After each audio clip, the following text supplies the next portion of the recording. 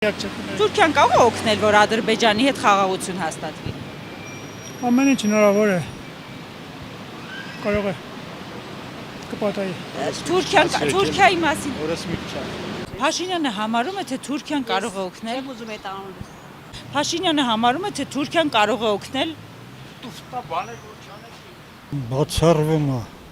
Բացառվում է ինչ խաղաղություն։ Թուրքիան չի օգնի։ Չէ։ Բացառվում է։ Ադրբեջանն էլ Թուրքիան էլ նույնն են, էլի ինչ տարբերություն։ Չէ, դա չտեղի չի ունենա։ Դրանք